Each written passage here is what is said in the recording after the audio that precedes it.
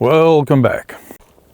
Today has not gone how I expected. I let out at 6:30 this morning and it's 4:30 and it's not supposed to be a billion-hour trip. It's supposed to be just under 5 hours. This is a short trip. I'm really just up here to drop off some stuff, do some insulation work to get ready for this weekend, which is going to be in the mid-20s. I will film what I can, but it's more important that I work efficiently. And really curious to find out why all of my power died. Yep, everything's off. So I left the refrigerator on and the internet on, thinking that the solar power would keep up, but I guess it's been too cloudy. The Becron's at 88%, Jackery's at 39%. I don't get it. I know when it gets too cold, these things just stop charging, so that could be another factor. I'll get to the bottom of it. I'm gonna get to work. Let's make it fit. Perfect fit. I don't think so. Fits like a charm. As you can tell from my coat, it's so cold that it's actually snowing inside the bathhouse. Okay, that's a lie. I'm putting up insulation and it is very styrofoamy. It's been real fun getting these things through there, but I always knew that was going to happen. I am missing a tooth here, but that's only because I am troubleshooting this 12-volt connection there, which up until I just rewired it, it was popping the Jackery. You might also remember me saying that I was just going to lay these across, but upon further research, I found out the only reason they say to do that is to get a good thermal seal here. And these things stick tight enough that I'm perfectly content to trust that they're going to be tight enough. You know, here, I'll go ahead and spray foam up there. But like right here, I would much rather have to spray foam in cracks and not lose 2 inches to foam and then another ½ inch to plywood. So I can almost comfortably stand anywhere here. They need to move the camera over here because that seems to be where I always look instead of over here. Hello. I'm gonna get these done. It's not even 8 o'clock yet. It's bleeding cold out there. It's in the low 40s. That's why I'm working so hard to get this stuff up, because I did get a heater. I'll show you guys that once I got the insulation up. So getting back to work. Okay, so I got all the easy-ish ones done.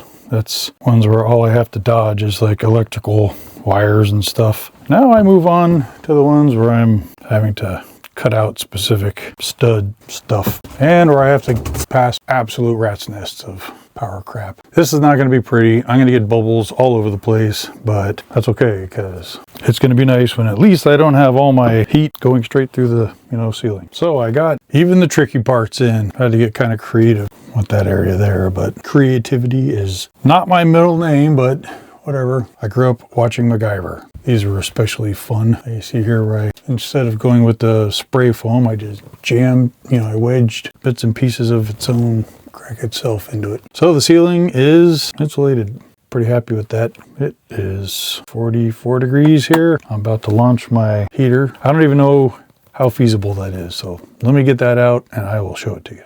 All right, so I just cranked this little guy on and I gotta say it puts out some really good heat. And I have it pegged all the way hot. And that is saying it'll run for 1.4 hours, which that's obviously not going to get me through the night. Let me turn it down to, so I just turned it on to the thermostat is barely ticking on. We'll see how long it takes to get up to temperature. I would say this thing is for emergencies only. The heating pad is definitely the way to go. Once I get the external battery for this, that'll change these numbers a lot. For 26 bucks, that's fine. It's good to have. I could always turn the generator on. Better than freezing. Anyways, I'll keep you updated. I mean, it's okay. It brought the room up 3 degrees, maybe in under 10 minutes, but it zaps, my battery power. So I am not going to run it tonight. Just going to go with the electrical blanket, which does perfectly fine. Tonight is supposed to stay in the 30s. This weekend will be more like 25. Hopefully I'll have the insulation done on the walls by then. Don't know if that'll help a whole lot, but if I'm going to burn this thing, it's better to wait until I have the place fully insulated, because otherwise I'm letting what heat it puts out just kind of escape through the walls.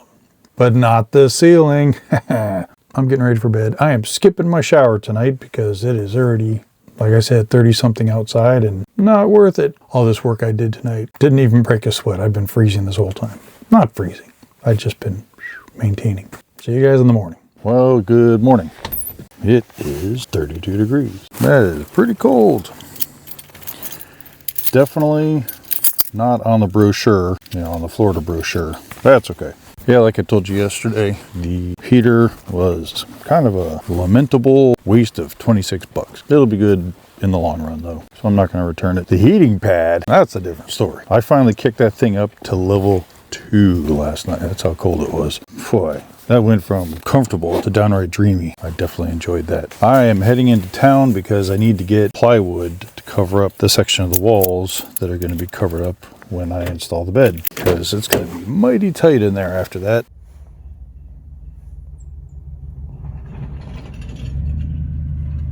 So like I said, this trip was just a quick trip. I'm going to be leaving hopefully before the sun goes down. But right now I'm going to start bringing in, I got the plywood for this, maybe for some of that, but I want to get the plywood put in where the bed needs to go so that I'm not tripping over the bed to, install it. I'd love to paint it, but you're not supposed to paint below 50 degrees, and it's not getting above mid 40s today. That'll be another day. That's what they make drop cloths for, because the bed will be in the way then. Okay, getting to work. This should be quick. So you might be wondering why I keep doing all this truck rated work in the Scion. Well, first of all, there's a big difference between 32 miles per gallon and 13 miles per gallon. And second of all, the truck's got a problem with its starter, I think. I'm not mechanic enough to diagnose it, but the other thing is I got Lowe's to cut these down to size, so that should make it really quick.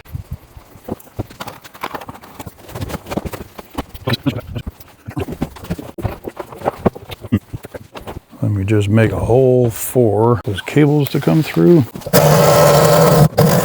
So a side quest I have to do before I seal up this wall is, this is the wire that goes between this little wall wart and the Ring doorbell. Two things. One, wasn't long enough to go all the way around. Close, but it was tight. Two, I just ran it from the Pecron, just kind of around before I made these holes here. So obviously I'm not fitting this through a 1-inch hole, and it's siliconed in on the doorbell side. So it made the most sense to just kind of split it up here. So I got some 18 to 22 gauge watertight heat shrink butt connectors. Well, I guess I do have the ability to heat shrink. Well, I'll think about that. So we're just going to get that done real quick. I'm not even sure. I can barely see this, and I'm standing in the room with it. I think your ability to see it. Can you guys hear those dogs outside? I really do sometimes wonder what in the world it is that they get so bent out of shape over.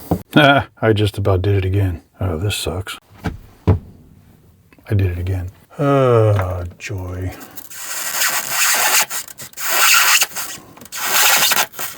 Okay. Because I'm awesome, cut it at the wrong spot. Come on, guys, be cool. Just get in there. You know what my patience level is like for stupid. Which makes you wonder how I have any patience for myself at all. Because I've done my share of stupid. Correction, it's not reaching at all. Wow, awesome. I am 2 inches away from being able to do this. That is the story of my life right there. Okay, plan B. I just have to come up with what plan B is. Turning this off so I can curse. Not going to go into details, nor am I going to call an electrical code enforcement person. All I want to hear is the chimes. Okay, power's on. Dang it, I am not hearing the chimes. The chimes. I'm going to very carefully put this all back together and drill in the wall. You know, I'm going to get some zip ties. Nothing like a couple of zip ties to take the pressure off of wires that you don't want to have to hold a lot of pressure. Not that I'm admitting to anything. And it's just good cable management, right? All right, one more. What the heck, I got 2 more. Let's do 2 more. Wall, I hope I never see you again. At least not on the inside.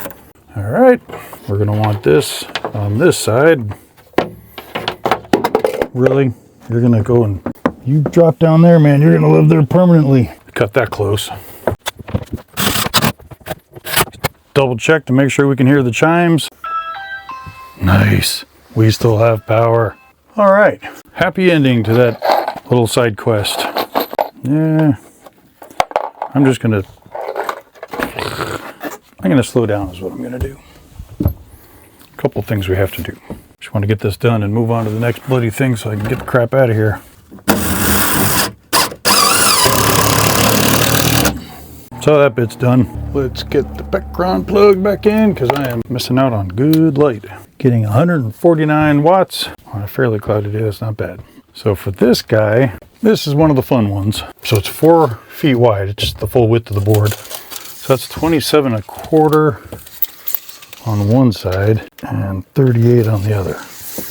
But of course, we've got this nice light switch there. There's part of me that's tempted to just rip the light switch out because this is 110 volt and I run 12 volt. But this is a good backup. It runs this light bulb right here that you can't see without a little help from your host. It runs the Christmas lights outside, which are kind of nice. I don't remember if I filmed. So there's that one RV light that it was part of the 12 volt system that I had installed on the outside that kept shorting my little jackery, and I diagnosed and troubleshot, whatever, fixed the problem yesterday.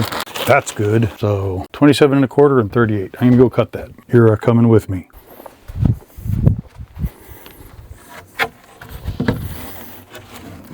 One problem with those numbers I just measured, what I say, 27 and a quarter and 38. Problem is, this is only 36 inches tall.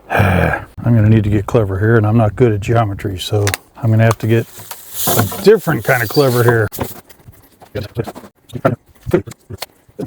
All right, I'm going for it.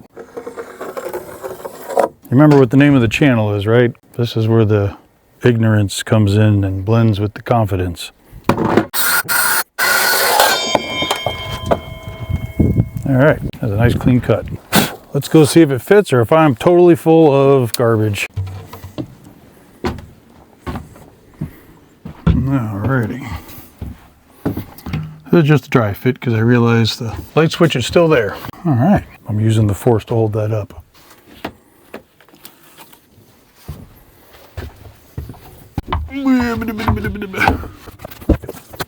We need to make a whole 1.25 to 4 inches.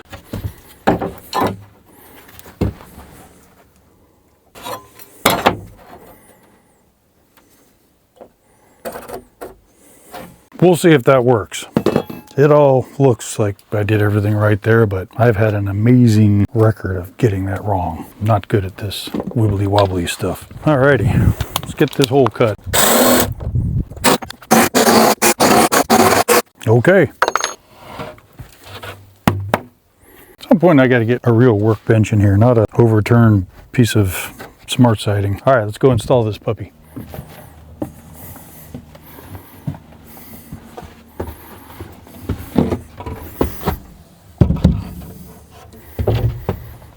Alrighty, we're going to be securing this with 3 screws.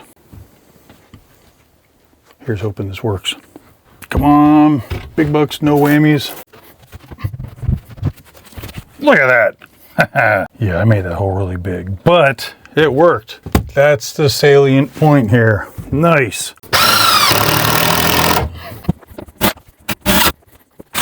Okay, that is a happy result. Am I seriously out of specs? I will not screw those in with Simpson strong ties. Okay, well, not worried about that. That's going to be easy enough to get at even when the bed's on there.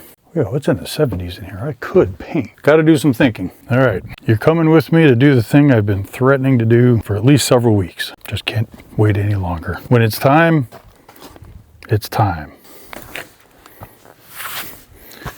We're putting a floor in the bathhouse.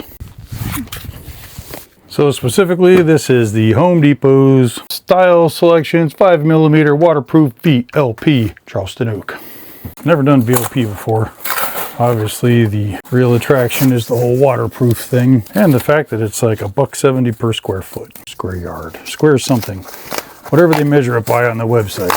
I want it to be waterproof and not really super heartbreaking if all that goes sideways and I have to replace it. Hey, so far so good. Yep. You know, I bet you I should be staggering this. Let's go stagger this. I realize there's going to be some natural staggering when I run it all the way to the wall, so we're just going to use the same piece. All right, that should do it.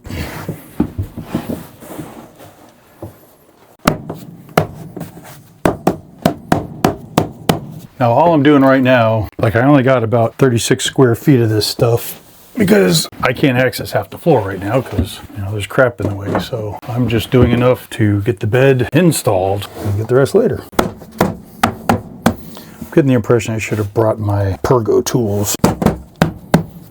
I don't even have a mallet with me. Next run.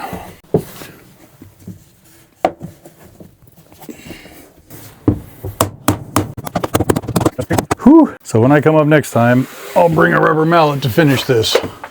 But I'm not super worried right now because the bed is going to do a great... Oh, dang, the bed's not going to be on the floor. Well, geez. You probably don't realize the epic nature of what's going on here, but this is your first time as an audience filming from the LVP floor. I know you fully comprehend the gravity of that statement, so I'll say nothing more on that front. All right, I am quickly running out of space here. In fact, I need to go ahead and say it. I've run out of space. Who decided to make this thing 8 by 8? Wouldn't 10 by 10 have been way better? I think that was Jim's idea. I chuckle because Jim tried his best to convince me to make this bigger. He's like, dude, it's only one more sheet of plywood on each side. But I was resolute. No, I want exactly 2 sheets of plywood on each side, not 3 or 2.5. I don't even have a place to sit anymore. Oh, I gotta cut it. I'm not even sure I'm going to use this footage. It is a little too claustrophobic for, you know, the great outdoorsy feel we try to cultivate up here. But we'll see. Who stuck this big mattress here? This one piece has got a very convincing crack in it.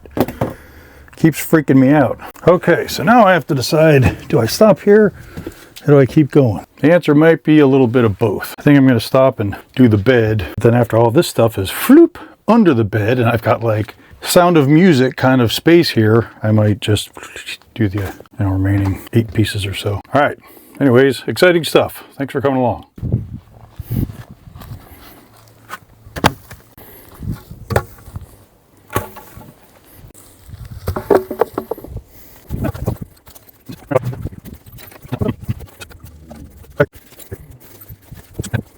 I know what you're asking yourself. Why is this mad fellow erecting a bed in the middle of the sand? Well, this is a bed that my son and I built just because we needed an extra bed and wasn't worth going to buy a new one. It was cobbled together, but it's solid. Problem is, I think there's actually 2 of them. And it's looking like I mix and matched up some headboards and sides. So they're not exactly lining up, and they lined up perfect before. Looks like I need to make some really rapid design decisions. This is going to be suspended 36 inches in the air. So how this is coming together it's more perplexing than really stymieing. It's not going to slow me down, but I'm going to keep working on it.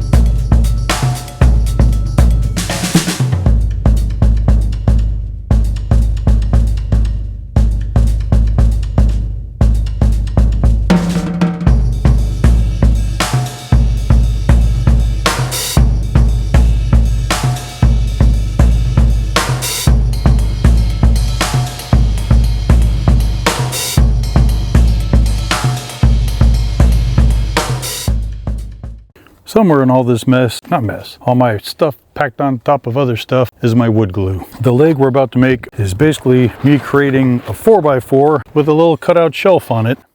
How do you make that super strong? Wood glue. But can't find my bloody wood glue, so we will go with over-engineering instead. I can always add the wood glue later. You guys are going to be there when I build the furniture for the cabin, and that's when I'm gonna like take my time. It's gonna be gorgeous, and you guys are gonna be like, wow, that dude is meticulous. Right now I'm in a rush. I'm building stuff like I'm in a rush. So the bottom, this is the floor side, so that's nice and flat. This lines up to where the other thingy does its thingy. So I do have the option to later on go and add glue to this. Do I think that'll happen? No, probably not. Normal screws I wouldn't be so okay just doing the over-engineering thing, but these are Simpson Strong ties. They're hurricane rated, and they are intentionally made to have shear strength so they don't slice off. Let's go build a bed. So basically this has got all the strength of a 2x4, but instead of just butting this up to this and drilling into it so that the screws are holding it, which they could, this just goes like that, And it's got the whole strength of the 2x4 holding it up, strength of both 2x4s holding it up. So this piece of plywood here is the base of the bed where the mattress lies. And for some reason when I built this, I only put side support on it. I didn't put any support on the head, which kind of surprises me. Because I noticed when I took the bed apart that it sagged a bit on the head and the foot. It's like, duh, no wonder.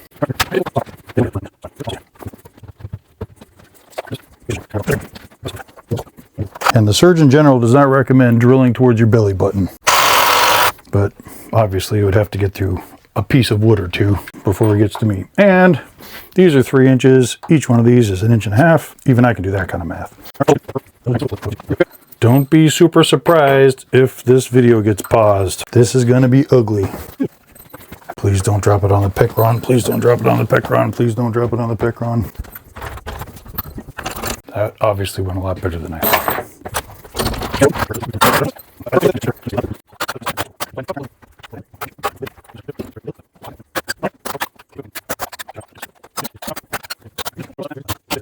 All right, let's see what happens. One side is no better than the other. Doesn't fit. Okay, everybody be very impressed that I'm not completely losing my freaking marbles right now. Wow, this is really high up there. I guess next time I'm here, I'm building a step stool.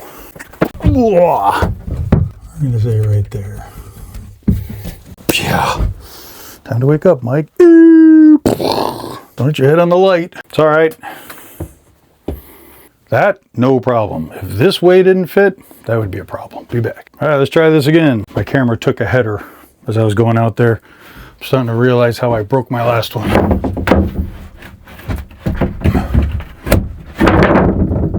Nice. Okay. As if it wasn't hard enough getting on that last time, this mattress is not exactly paper thin.